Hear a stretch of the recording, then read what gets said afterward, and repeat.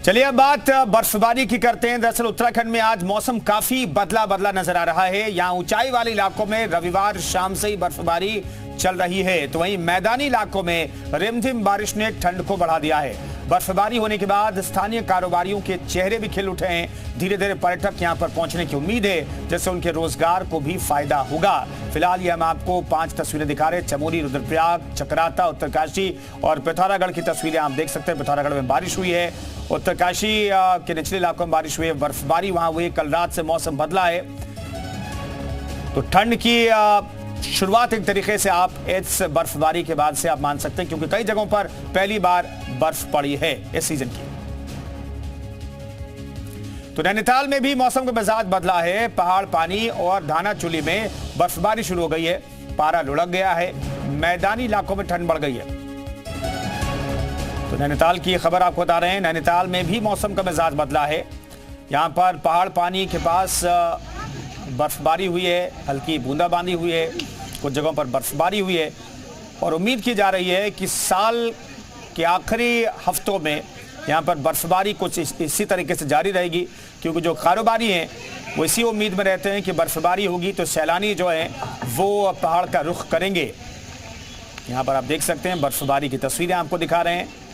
यहाँ पर जो पर्यटक मौजूद हैं उनके चेहरे खिल उठे।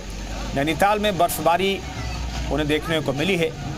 उत्तराखंड के कई जिले ऐसे हैं जहां पर बर्फबारी हुई है और मौसम बेहद सुहावना हो गया है।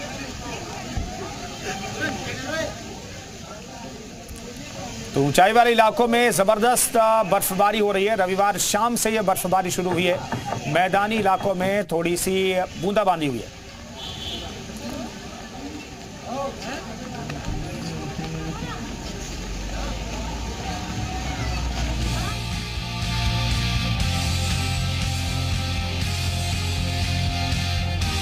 पहाड़ों में बर्फबारी होने से जहां पर्यटकों का इंतजार खत्म हुआ, उत्तराखंड में मौसम का मिजाज तो बदल गया। यहां आंशिक बादलों के बीच पहला स्नोफॉल हुआ। बद्री, केदार समेत चारों धाम और आसपास की चोटियां बर्फ की सफेद चादर से ढकी नजर आईं, जिससे निचले इलाकों में भी सर्द हवाएं कपकपी छुटाने लगी हैं। पहाड़ पर रविवार शाम को ऊंची चोटियों पर हल्की बर्फबारी का सिलसिला शुरू हुआ, जिसके बाद हर्षिल, लोखंडी, सुक्की टॉप, औली समेत अन्य चोटियों पर सीजन की पहली बर्फबारी हुई। इस दौरान मैदानी इलाकों में सर्द हवाएं चलने से कड़ाके की ठंड महसूस की जाने लगी। बर्फबारी होने से जहां सैलानियों के चेहरे पर खुशी छा गई, तो वहीं व्यापारियों के भी चेहरे खिल उठे। और हमको पता नहीं था कि बर्फ गिरने वाली है मंथ में। एक्चुअली में सब बोल रहे थे कि जैन एंड में गिरेगा या स्टार्टिंग में गिरेगा, बट हम लोग इतने लकी थे कि बर्फ हमको देखने मिल गई, जो कि बहुत बड़ी बात है। पहली बार ये बर्फ गिरते हुए देखा, बहुत अच्छा लग रहा है। बहुत खूबसूरत नज़ारा हो चुका है। पहले भी आपने स्नोफॉल देखा है? पहले भी देखा है, पर ये औली भी मेरा फर्स्ट टाइम है। औली में बहुत ही खूबसूरत नज़ारा है। उत्तराखंड में अक्टूबर और नवंबर लगभग सूखे रहने के बाद अब दिसंबर के दूसरे हफ्ते में बारिश हुई, जिससे अब सूखी ठंड से लोगों को निजात मिलेगी। चक्राता में तो बर्फबारी के बाद नजारा बेहद ही खूबसूरत नजर आ रहा है। जौनसार की ऊंची चोटियों ने बर्फ की सफेद चादर ओढ़ ली है। दिसंबर के दूसरे हफ्ते में 4 साल बाद बर्फ पड़ी है। बर्फबारी की शुरुआत से व्यापारी और किसानों के मुरझाए चेहरों पर रौनक आ गई है। काफ़ी टूरिस्ट यहाँ पे आ रहे हैं, लोग काफ़ी खुश हैं, एंजॉय कर रहे हैं।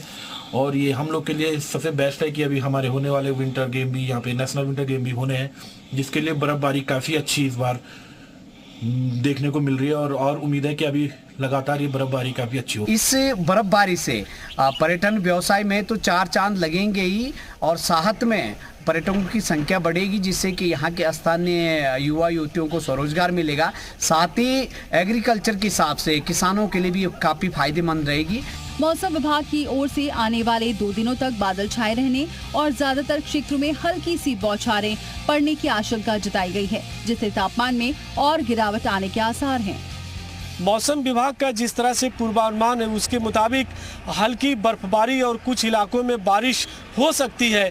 इसकी वजह से तापमान में भी गिरावट आ सकती है। मौसम विभाग का मानना है कि इसी तरह से मौसम का मिजाज 2 दिनों तक बना रह सकता है और ऐसे में मैदानी क्षेत्रों के साथ पर्वतीय क्षेत्रों में भी तापमान में गिरावट आ सकती है और ठंड बढ़ सकती है। कैमरा पर्सन नरेश भट्ट के साथ मेरा मनुज, जी मीडिया, देहरादून।